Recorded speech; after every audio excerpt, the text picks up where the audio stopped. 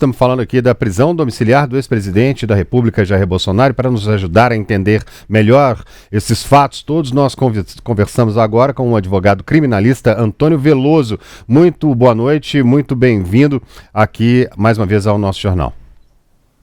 Boa noite, André, boa noite, Cecília, boa noite, Luciene. É um prazer estar novamente com vocês. A gente agora, a notícia mudando agora no final da tarde, início da noite, queria pedir inicialmente a sua avaliação sobre essa determinação do ministro Alexandre de Moraes de decretar a prisão domiciliar do ex-presidente Jair Bolsonaro por descumprir medidas cautelares reiteradamente, inúmeras vezes nos últimos dias, ele vem descumprindo, né?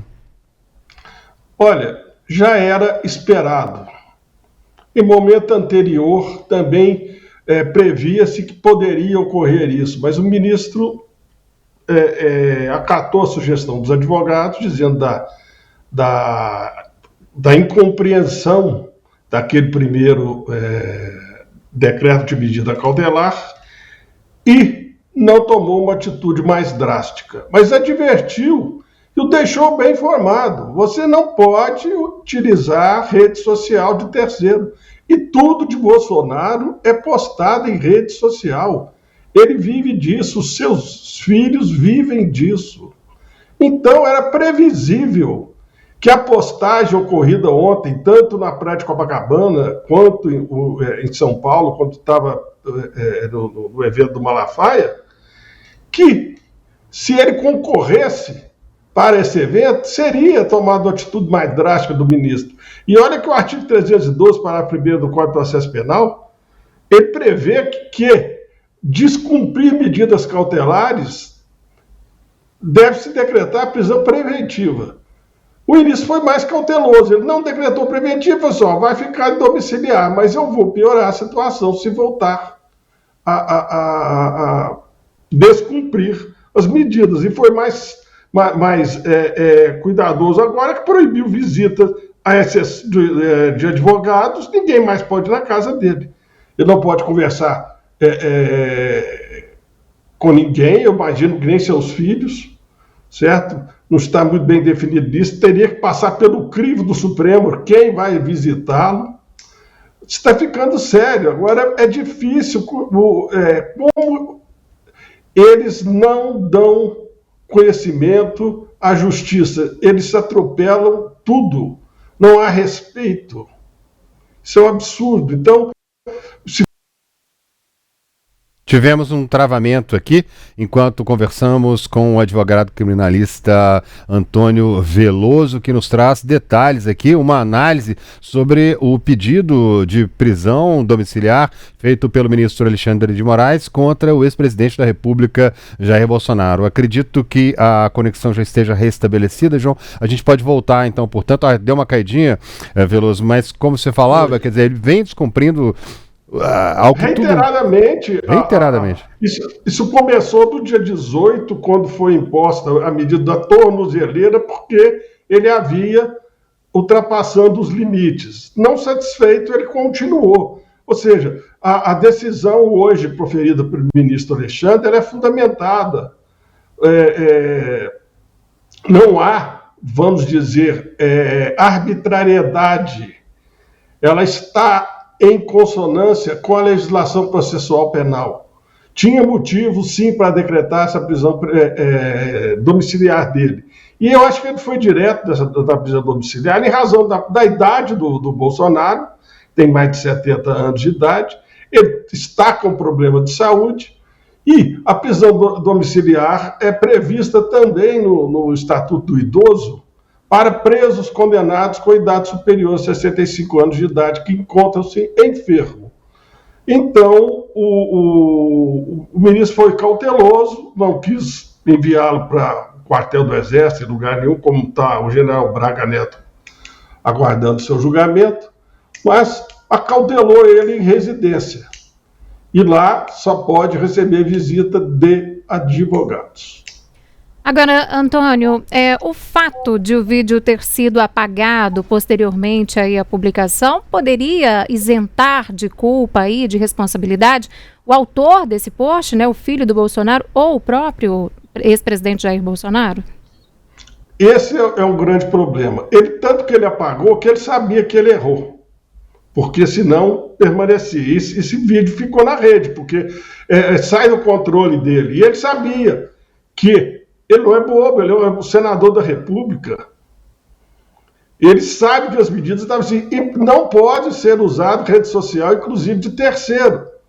Ou seja, ele fez uma chamada num encontro de militantes que agrediam ministros do Supremo Tribunal Federal e levantava a bandeira americana, inclusive.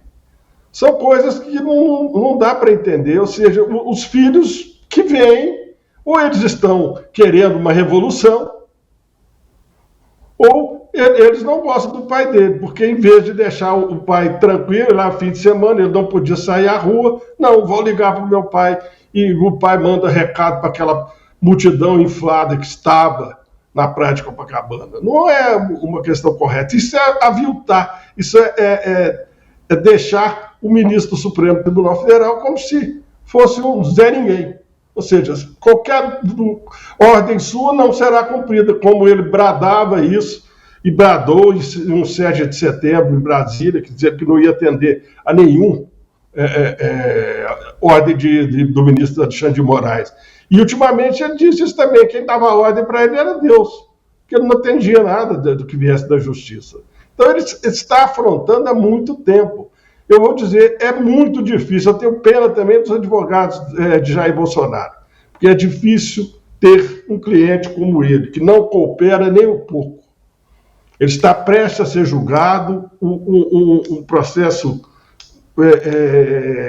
complicado, sério, cheio de provas contra ele. Ele tinha que estar na condição de réu. Eu vou acatar a justiça e não afrontar a justiça, o que ele vem fazendo diariamente. Olá, doutor, boa noite. Eu queria que o senhor fizesse uma análise sobre a relevância dessa decisão que a gente teve hoje de prisão domiciliar de Jair Bolsonaro em um cenário em que a gente deve ter até o início do mês que vem, ou pelo menos até em setembro, a gente tem isso claro, o início do julgamento do núcleo que ele integra na ação penal sobre a suposta tentativa de golpe de Estado no STF. Luciana, primeiramente gostaria de parabenizá-la pela sua excelente explicação na abertura do programa. Você foi muito feliz e falou o que realmente está na legislação. O que podemos dizer agora, que esse processo chegando em fase final de julgamento, o prazo da defesa dele já está correndo, de todos os outros réus, o Ministério Público já falou. Então, eu não acredito que pode ser que a defesa recorra dessa decisão do ministro Alexandre de Moraes. Tem medida própria para isso, chama agravo, mas eu não acredito que o Supremo vai voltar atrás e revogar essa prisão domiciliar, porque deveria ter sido decretada a prisão preventiva, como bem reza o artigo 312, parágrafo 1º do Código de Processo Penal. Então ele vai permanecer preso. Eu acho, volto a repetir, a idade ajudou a manter ele em domicílio. Vamos ver se ele toma uma atitude mais coerente com quem responde a um processo tão sério como esse de golpe de Estado. Agora, doutor, eu gostaria de perguntar para o senhor o seguinte: vem sendo, né, uma escalada, vamos dizer assim, do ex-presidente Jair Bolsonaro rumo à prisão, ao que tudo indica, de passo em passo. Primeiro algumas medidas cautelares, outras uma determinação de ficar em silêncio, não usar redes sociais, e agora sim, essa prisão domiciliar a que ele está sendo submetido, pelo andar da carruagem, pelo que o senhor acabou de dizer também. Pelo que dá para perceber, provavelmente o ex-presidente Jair Bolsonaro, se nenhum recurso for atendido, feito pela defesa dele, de casa, é bem provável que ele vá direto para a prisão, mês que vem, mais ou menos, né?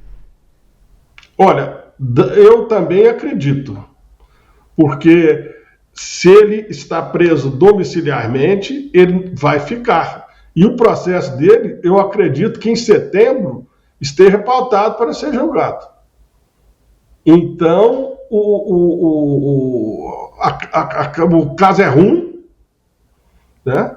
Eles fazem prova contra eles mesmos, eles adoram o telefone é um grande inimigo. Hoje, a gente que trabalha com direito penal vê que a grande produção de prova contra aquele acusado está no telefone dele. E a família Bolsonaro faz isso. Então, eu não acredito que ele irá sair daqui, ele vai ser julgado, vai permanecer preso, e como já tem outro preso, como Fernando Collor de Mello, com mais de 70 anos de idade, também ele deve permanecer, em razão da idade e da saúde dele, em prisão domiciliar agora para o resto dos seus dias, porque me parece que a pena será alta também. São muitos crimes, concurso material, e não será menos de 20 anos, eu creio, a pena ser imposta para Jair Bolsonaro. Agora, Antônio, qual que seria a melhor estratégia da defesa do ex-presidente daqui para frente, na sua avaliação, hein? Olha, o Jair Bolsonaro tem excelentes advogados. Ele é quem não coopera com a defesa dele. Então, a estratégia, eu imagino que os advogados já disseram para ele ficar calado, se portar como réu. E ele não consegue se portar como réu. Você lembra que no fim de semana que foi colocada a tornozeleira eletrônica, na segunda-feira ele foi à sede do PL fazer discurso contra o Supremo, contra o ministro Alexandre, mostrando que ele estava injustiçado porque estava usando tornozeleira eletrônica. Ou seja, ele se acha acima de tudo, inclusive da lei. Então, não vejo um fim bom para Jair Bolsonaro. Agora, já existe aí, digamos que uma jurisprudência aí consolidada sobre o uso de redes sociais por réus criminais, quer dizer, isso é uma construção que está sendo feita agora praticamente em tempo real, né? O problema dessa proibição de redes sociais é porque nas redes sociais eles criaram as chamadas fake news, eles criaram um movimento contra o Supremo Tribunal Federal, e continuam criando, todo dia sai uma mentira. Então, eles têm um exército, vamos dizer, que passa o dia publicando fantasias e mentiras.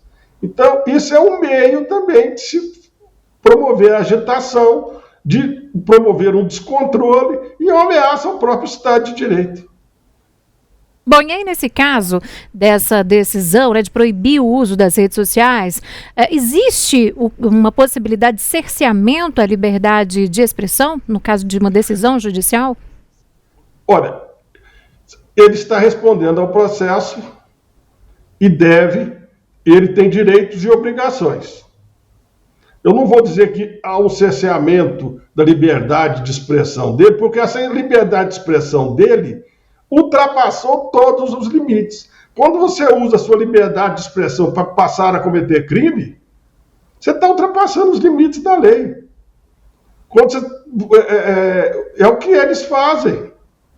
Ele não pode ver um microfone aberto, todo mundo do lado dele grava ele 24 horas por dia. É falar mal, que ele é injustiçado, que a eleição foi fraudada, que é o voto impresso, que o Alexandre o persegue. Ele devia se ater como réu. Réu tem que obedecer, vamos ficar quietos, vamos vir defender. Ele tem excelentes advogados. Não acredito que ele não tenha sido avisado disso, certo? Estava explícito, não utilizar a rede social de terceiro. E ele saiu em rede social de terceiro, num dia em que o Brasil, não vou dizer em todo, uns 37 mil em São Paulo, uns 5 mil em Belo Horizonte, Goiânia, outros tantos cidadãos, falando mal do Supremo Tribunal Federal, do julgamento que nem se iniciou ainda, que todos aguardam a condenação. Por quê? Porque eles fizeram prova contra eles mesmos. A Luciane Landim, de Brasília, agora também continua com a gente aqui. Tem mais uma pergunta para o senhor, ainda dentro do mesmo assunto, que a gente vai continuar abordando aqui em vários temas, em vários aspectos diferentes. Luciane, você tem mais uma pergunta por aí também, né? Isso, André. Eu estou aproveitando essa pergunta da Síria sobre cerceamento à liberdade de expressão. Qual que é a importância de proibir que redes de aliados sejam instrumentalizadas, foi essa palavra que o ministro Alexandre de Moraes usou, em caso de réus como o do ex-presidente Jair Bolsonaro? Por que aliados não podem publicar conteúdos nas redes sociais deles, que não são as redes sociais de Jair Bolsonaro? Por que isso é uma medida determinada pela Justiça? Olha, isso é uma questão chamada indireta. Vamos dizer, quando se aplica as medidas cautelares diversas da prisão preventiva, previstas tanto no artigo 282 como 319 do Código de Processo Penal, lá tem diversas obrigações da pessoa. O que o juiz pode fazer para ter uma opção de não levar para o cárcere preventivamente aquele que responde a uma ação penal. Exemplo, se um médico que cometeu o crime no exercício de sua profissão dentro de um hospital público, para não decretar a prisão preventiva, o juiz pode proibir de exercer a profissão dentro do hospital da qual ele teria cometido crime. Isso está cerceando o direito dele de trabalhar, de conviver? Mas, de certo modo, sim, mas ele está respondendo ao processo. E está evitando que ele vá para a prisão, para o cárcere, antes de uma condenação definitiva. A chamada prisão preventiva, submetida hoje por Bolsonaro como domiciliar, ela é medida de exceção. Ela é a última opção do juiz em casos dessa natureza. Então, o que pode dizer mais lá? Ele pode, o motorista que atropela alguém na rua, suspenda a carteira de motorista dele para ele não dirigir mais durante até o final do julgamento. São condições estabelecidas em lei, essa lei de 2019, que sujeita a pessoa a uma restrição por vontade do legislador. Não para tentar evitar a prática reiterada de novos crimes. No caso de Bolsonaro, não conseguiu se evitar. Agora, é uma questão delicada, a questão de rede social. Foi terceiro que publicou e não fui eu. Mas o filho dele o sabotou. Sabedor de que não podia aparecer em rede social, ele faz uma chamada num momento de um comício público na Praia de Copacabana, fala com o pai, põe o pai ao vivo com os manifestantes, depois solta na rede social. Olha, isso é concorrer para ultrapassar as cautelares que foram dadas pelo ministro. E o ministro, então, revogou aquelas cautelares, colocou outras mais severas e decretou a prisão domiciliar de Jair Bolsonaro. Tá então, certo. Se descumprir de novo, vai ser preventivo. E a preventiva ele vai ter que ir para o exército, não vai ficar em casa.